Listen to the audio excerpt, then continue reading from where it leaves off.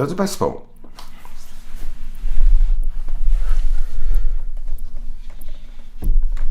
nasze oszczędności i absolutnie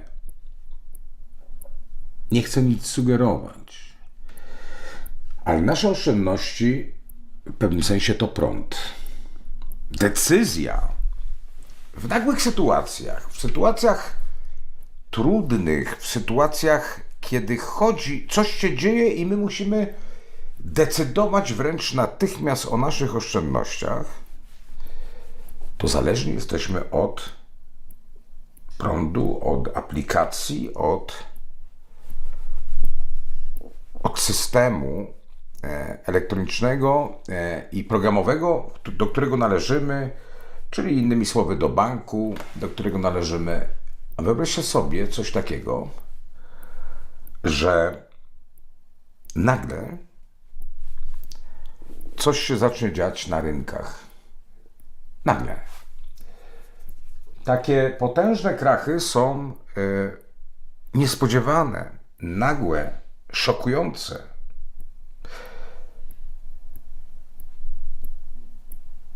I jeżeli szybko nie reagujemy, możemy stracić bardzo wiele. Wydaje mi się, że nie o to tu chodzi, żebyśmy my w pełni mieli wytłumaczone, co się stało. My mamy wiedzieć, że coś takiego może się stać, bo skoro stało się to częściowo we Francji, częściowo w Portugalii i w pełni w Hiszpanii, to się może zdarzyć za jakiś czas na większym obszarze lub w innych państwach, ponieważ już czegoś takiego doświadczyliśmy. Czyli to jest to zostańcie w domach na 2 tygodnie. Po czym różnymi etapami dochodzi się do coraz większych obostrzeń. Tu, w tym przypadku,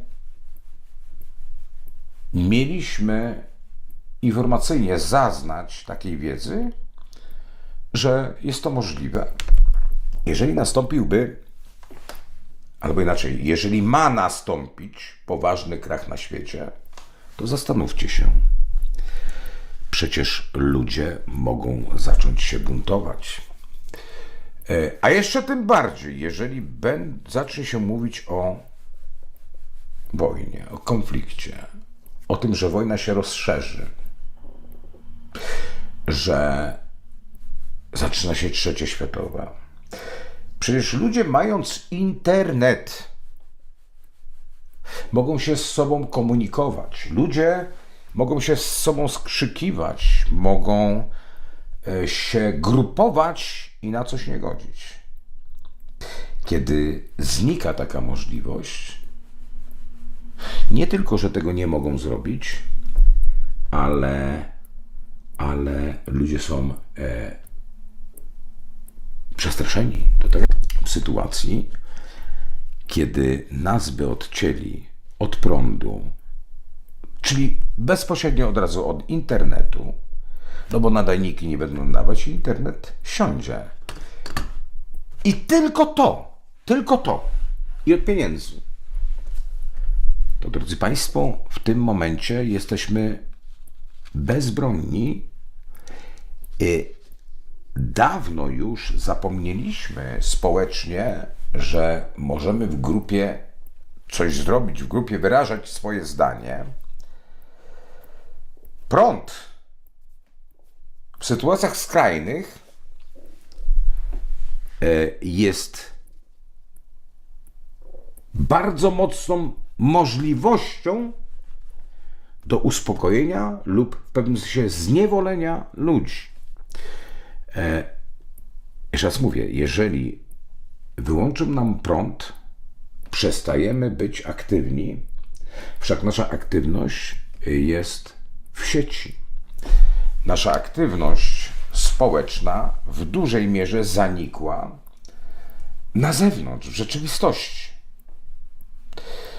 Więc ja bym traktował jako coś bardzo niepokojącego, jeżeli to było i trwa i jest to doświadczenie, to uważam, że jest to coś bardzo niepokojącego, ponieważ takie doświadczenie robi się wtedy, kiedy ma być coś wdrożone.